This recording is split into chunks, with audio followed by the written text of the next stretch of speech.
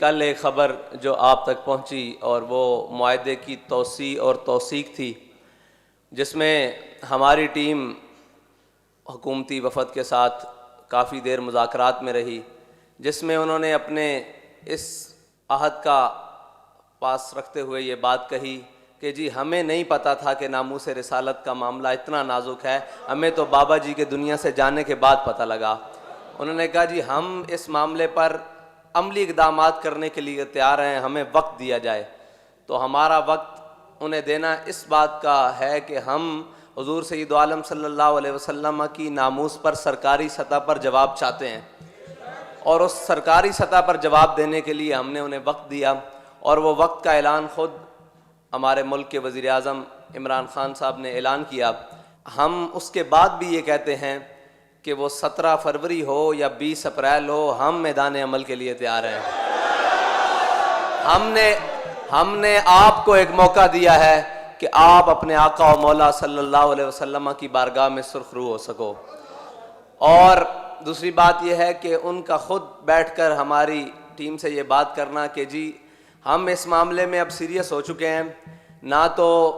Civil government ہماری ناموس رسالت پر کوئی بات سنتی ہے، وہ کہتے ہیں جی سب کچھ ہو سکتا ہے، ناموس رسالت کے پروانوں پر شیل نہیں گرائے جا سکتے۔ انہوں نے کہا جی اداروں کے لوگ وہ بھی اس بات کے اوپر ہیں کہ سب کچھ ہو سکتا ہے، سب کو روکا جا سکتا ہے، ناموس رسالت کے پروانوں کو نہیں روکا جا سکتا۔ تو ہم آپ کے سامنے اس بات کا عہد کرتے ہیں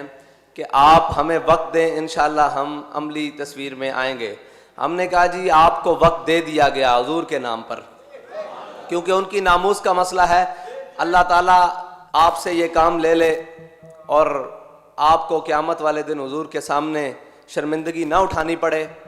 ہم اس کے لیے دعا کرتے ہیں، اور اس کے لیے ہم نے وہ اعلان اور معاہدے کی توسیع بھی کرائی۔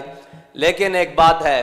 کہ اگر آپ سمجھیں کہ ہم 60 دن کا ٹائم لینے کے بعد اس جذبے کو ٹھنڈا کر سکیں گے، یہ وہ جذبہ ہے جو ٹھنڈا ہونے والا نہیں ہے۔ یہ تو دن بدن بڑھتا جا رہا ہے، کیونکہ یہ ان جذبوں میں سے ہے کہ حضرت عقبہ بن نافع فاتح افریقہ، ہمارے قائد جب ان کی بات کرتے تھے تو ان کا واقعہ سناتے تھے کہ آپ جب افریقہ کے جنگلوں میں مسلمان مجاہدوں کے ساتھ پہنچے نا، تو آپ نے ایک ٹیلے پر چڑھ کر اعلان کیا کہ اے اس جنگل کے درندوں، شیروں، چیتوں، ہاتھیوں اور موذی جانوروں، میں تمہیں اعلان کرتا ہوں کہ ہم اپنے آقا و مولا صلی اللہ علیہ وسلم کے غلام آئے ہیں اس جنگل میں، اور اس جنگل میں ہم نے رات بسر کرنی ہے، تو یہ جنگل خالی کر دو۔ تو کہتے ہیں کہ کچھ دیر بعد دیکھا کہ چونٹیاں بھی اپنی بلوں سے نکل کر جا رہی، ہاتھی شیر اپنے بچوں کو منہ میں چبائے ہوئے لے کر جا رہے۔ انہی کے جذبے کی ایک بات سناؤں کہ جب آپ نے افریقہ فتح کر لیا تو آگے آ گیا سمندر۔ حضرت عقبہ بن نافع نے اپنے گھوڑے کو ایڑ لگائی اور سمندر کے اندر داخل کر دیا۔ جب گھوڑے کی گردن تک پانی پہنچا نا اور آپ کی کمر تک پانی پہنچا، تو آپ نے گھوڑے کی باگ کھینچ کے نا ایسے آسمان کی طرف بلند کی، اور اپنا منہ بھی آسمان کی طرف بلند کر کے کہا کہ میرے مولا تو گواہ رہنا کہ عقبہ بن نافع کا جذبہ جہاد ختم نہیں ہوا، تیری زمین ختم ہو گئی ہے۔ یہ بات کسی کی غلط فہمی میں نہ رہے کہ لبیک والوں کو 60 دن کا چکمہ دے کر یا 60 دن ہم سے مانگ کر، ہم نے تو اپنے اخلاص کی بنیاد پر دیا ہے، اس لیے کہ ہماری ریاستی سطح پر فرانس کو جواب ہو جائے، کیونکہ ہمارے قائد ملت اسلامیہ علامہ خادم حسین رضوی کی ایک ہی خواہش تھی کہ وہ ریاستی سطح کے اوپر گستاخی ہوئی ہے تو جواب بھی ریاستی سطح کے اوپر ہونا چاہیے۔ ہم نے اس ریاستی سطح کے اوپر جواب کے لیے آپ کو مزید 60 دن دیے ہیں، اس کے اندر آپ کریں۔ اور اگر کوئی یہ سمجھے کہ یہ جذبہ ختم ہو چکا ہے تو ہمارے بڑوں کا تو جذبہ سمندر کے اندر جا کر بھی ختم نہیں ہوا۔ ہم جس قبیل میں سے ہیں وہ جذبے ختم ہونے والے نہیں ہیں۔ میرے آقا و مولا صلی اللہ علیہ وسلم کی ناموس کے لیے جو کچھ ہمیں زندگی میں تکلیف اور پریشانی اٹھانی پڑے وہ ہمارے لیے زاد راہ ہے، وہ ہمارے لیے سرمایہ حیات ہے، وہ ہمارے لیے وہ چیز ہے جس کو ہم نے لے کر کل جنت میں جانا ہے۔ جب خالد بن سفیان الحزلی کو عبداللہ بن انیس نے واصل جہنم کیا، میرے آقا و مولا نے فرمایا جاؤ اس کو واصل جہنم۔ یہ بڑا لمبا واقعہ ہے، اس میں حضرت عبداللہ بن انیس نے چلتے ہوئے نماز بھی پڑھی، وہ بھی امام بخاری نے نقل کیا ہے، بڑا لمبا واقعہ ہے۔ جب میرے آقا و مولا صلی اللہ علیہ وسلم کے پاس آئے نا حضرت عبداللہ بن انیس، تو میرے آقا مولا نے فرمایا افلح الوجوہ، میرے آقا مولا نے فرمایا کہ یہ تو کامیاب چہرہ آ رہا ہے۔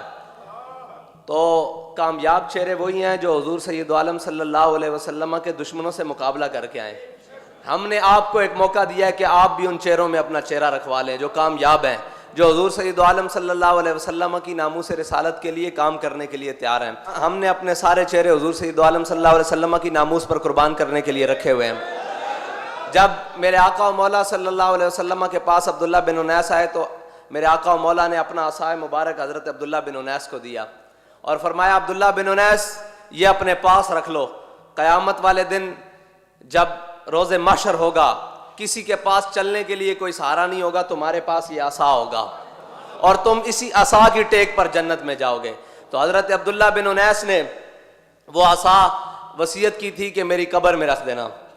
اور ہم یہ پیغام دینا چاہتے ہیں کہ تحریک لبیک یا رسول اللہ کے کارکنوں نے جو فارم فل کیے ہوئے ہیں نا حضور سید عالم صلی اللہ علیہ وسلم کی ناموس رسالت کے لیے، وہ سب نے وصیت کی ہوئی ہے کہ یہ جو فارم ہے یہ ہماری کفن میں رکھ دینا۔ کل قیامت کے دن ہم حضور کے سامنے جا کر پیش ہوں گے، یا رسول اللہ ہم اس جماعت سے تھے جو آپ کی ناموس رسالت کے لیے سب سے پہلے میدان عمل میں نکلتی تھی،